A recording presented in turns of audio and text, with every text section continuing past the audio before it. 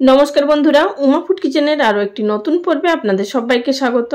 आज आमि आपनादेर तैरी करे देखाबो नाममात्र तेल दिए मुचमुचे बेगुन भाजा। এই শীতের সময় বেগুনের তরকারি বলুন, বেগুন পোড়া, বেগুন ভাজা সবকিছুই কিন্তু বেগুনের খেতে বেশ ভালো লাগে। আর শীতকালের বেগুনগুলো খুব মিষ্টি হয়। অনেকেই সবথেকে বেশি বেগুন ভাজা খেতে পছন্দ করেন, তবে কিন্তু তেল টানার জন্য বেগুনের মধ্যে অনেকেই বেগুন ভাজা খেতে পারেন না। তাই আজ আমি আপনাদের তৈরি করে দেখাবো নামমাত্র তেল দিয়ে মুচমুচে বেগুন ভাজা। যারা বেগুন ভাজা খেতে ভয় পান তেলের জন্য, তাদের আর কোনো চিন্তা নেই। এই ভিডিওটি দেখার পর আপনারাও বাড়িতে তেল ছাড়া সহজে বেগুন ভাজা তৈরি করে ফেলতে পারবেন। চলুন তাহলে আর দেরি না করে দেখে নেওয়া যাক আমার আজকের এই ভিডিওটি। মুচমুচে বেগুন ভাজা তৈরি করার জন্য আমি এখানে একটি বড় সাইজের বেগুন আগে থাকতে ভালোভাবে ধুয়ে নিয়েছিলাম, তারপর এইভাবে গোল গোল রিং পিস করে নিয়েছি। আপনারা চাইলে বেগুনের মাঝখান দিয়ে কেটে পিস করেও নিতে পারেন আপনাদের পছন্দ মতো। আমি এখানে পিসগুলো মাঝারি রেখেছি, খুব বেশি মোটাও করিনি আবার খুব বেশি পাতলাও করিনি। আর আমি এখানে আমার প্রয়োজন অনুযায়ী বেগুনগুলো নিয়েছি, আপনারা আপনাদের প্রয়োজন অনুযায়ী বেগুন নিয়ে নেবেন। এবার দিয়ে দিলাম বেগুনের উপরে স্বাদ মতো নুন। আর এখানে অবশ্যই মনে রাখবেন বেগুনগুলো কেটে নেওয়ার পর ধোবেন না, কাটার আগেই ধুয়ে নিতে হবে।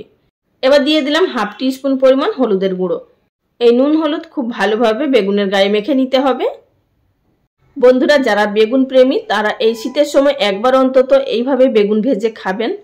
শীতের দুপুরে যদি গরম ভাতের সাথে ডাল আর এই দু পিস মুচমুচে বেগুন ভাজা থাকে, তাহলে বন্ধুরা বিশ্বাস করুন আর কোনো কিছুরই প্রয়োজন নেই। তাই দিয়েই কিন্তু অনায়াসে ভাত খাওয়া হয়ে যায়। আমি এখানে বেগুনের গায়ে ভালোভাবে নুন হলুদ মাখিয়ে রেখেছি এবং এটিকে রেস্টে রেখে দেব 10 মিনিট মতো। তারই মাঝখানে আমরা এখানে একটি মশলা তৈরি করে নেব, মানে বেগুনের গায়ে যে মুচমুচে ভাবটা আনার জন্য তারই একটা আমরা এখানে জোগাড় করে নেব। একটি প্লেটের মধ্যে নিয়ে নিচ্ছি 2 টেবিল চামচ পরিমাণ বেসন, আর দিয়ে দেবো এর মধ্যে 1.5 টেবিল চামচ পরিমাণ চালের গুঁড়ি। এখানে আপনাদের হাতের কাছে যদি চালের গুঁড়ি না থাকে, আপনারা চাইলে এখানে কর্নফ্লাওয়ারও ব্যবহার করতে পারেন, সেটাও কিন্তু 1.5 টেবিল চামচই দিতে হবে। তবে যদি চালের গুঁড়ি ব্যবহার করা হয় তাহলে কিন্তু বেগুন ভাজাগুলো খেতে বেশি মুচমুচে হয়। আর আমি এর মধ্যে দিয়ে দিলাম 1/4 টিস্পুন পরিমাণ হলুদের গুঁড়ো, দিয়ে দিলাম স্বাদ মতো নুন। নুনটা অবশ্যই বুঝে দেবেন, বেগুনগুলোর মধ্যেও কিন্তু নুন দেওয়া আছে। দিয়ে দিলাম এখানে হাফ টিস্পুন পরিমাণ লঙ্কা গুঁড়ো, দিয়ে দিচ্ছি 1/4 টিস্পুন পরিমাণ চিনি। চিনি দেওয়ার কারণে বেগুন ভাজার গায়ের উপরে খুব সুন্দর একটা কালার আসবে, তার সাথে সাথে বেগুন ভাজাটা খেতেও টেস্ট লাগবে এবং মুচমুচেও হবে। অবশ্যই এখানে চিনিটা ব্যবহার করবেন। এবার এই সমস্ত উপকরণগুলোকে প্রথমে চামচ দিয়ে এইভাবে মিশিয়ে নিলাম, তবে কিন্তু এখানে আমি হাত দিয়ে মিশিয়ে নিচ্ছি। হাত দিয়ে মিশিয়ে নিলে খুব ভালোভাবে মিশে যাবে। আর লঙ্কা গুঁড়োটাও দেওয়ার চেষ্টা করবেন, এতে করে কালারটাও খুব ভালো আসবে এবং স্পাইসিও হবে। সমস্ত উপকরণগুলোকে ভালোভাবে মিশিয়ে নেওয়ার পর আগে থাকতে যে নুন হলুদ মাখিয়ে রাখা বেগুনের পিসগুলোকে আমি এইভাবে এগুলোর মধ্যে কোট করে নেব। চারিদিকে ভালোভাবে আমি এটিকে কোট করে নিলাম এক পিস। একই রকম ভাবে বাদবাকিগুলোকেও আমরা কোট করে নেব। বন্ধুরা, ভিডিও চলাকালীন ছোট্ট একটি অনুরোধ, যদি আমার চ্যানেলে কেউ নতুন দর্শক বন্ধু হয়ে থাকেন আর ভিডিওটি দেখার পর যদি আপনাদের ভালো লাগে, চ্যানেলটি সাবস্ক্রাইব করে নেওয়ার অনুরোধ রইল। পাশে থাকা বেল বাটনটি অবশ্যই প্রেস করে রাখবেন, এতে করে আমার পরবর্তী ভিডিওর নোটিফিকেশন সবার আগে পেয়ে যাবেন। আর সেখান থেকে আপনারা নিত্য নতুন রেসিপি দেখে নিতে পারবেন। সমস্ত বেগুনের পিসগুলোকে কোট করে নেওয়ার পর চলে এসেছি সরাসরি ভেজে নেওয়ার পদ্ধতিতে। তার আগে আমি আপনাদের দেখিয়ে দিচ্ছি, এখানে আমি হাফ বাটির একটু কম নিয়েছি তেল। তবে কিন্তু এই তেলটা বেগুন ভাজায় ব্যবহার করব। তবে কিন্তু এই তেলটা আমাদের বেগুন ভাজায় একদমই লাগবে না।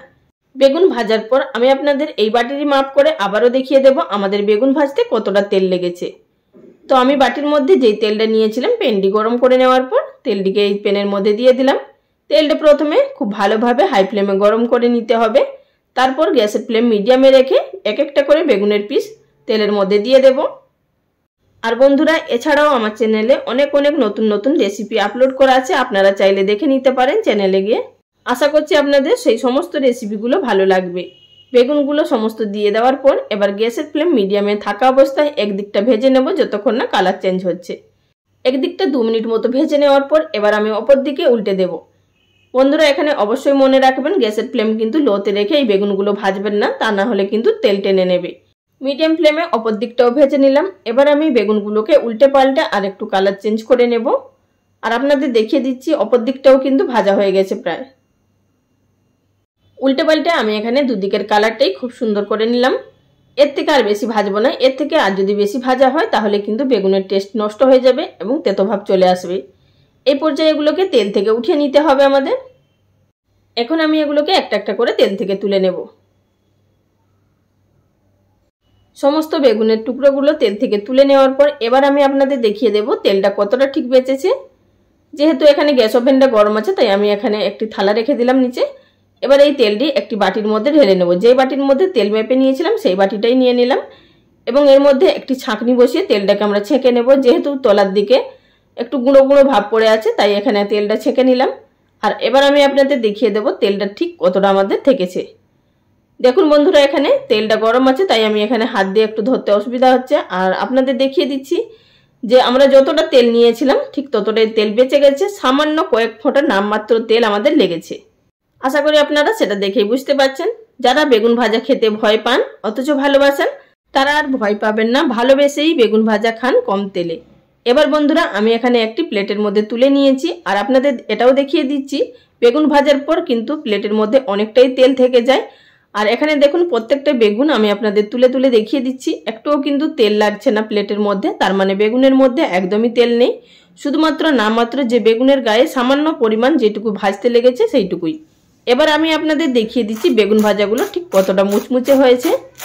আশা করি আপনারা বেগুনের গায়ের আওয়াজ শুনেই বুঝতে পারছেন যে বেগুনগুলো ঠিক কতটা মুচমুচে হয়েছে। তাহলে বন্ধুরা আর দেরি না করে বাড়িতেই ঝটপট বানিয়ে ফেলুন এই সহজ পদ্ধতিতে কম তেলে বেগুন ভাজা। তাহলে বন্ধুরা আজকের ভিডিওটা এখানেই শেষ করলাম। আগামী দিন কোনো এক নতুন রেসিপি নিয়ে আবারও হাজির হয়ে যাব। ভিডিওটির সঙ্গে এতক্ষণ ধরে থাকার জন্য সকল বন্ধুদের অসংখ্য ধন্যবাদ। সবাই ভালো থাকবেন। নমস্কার।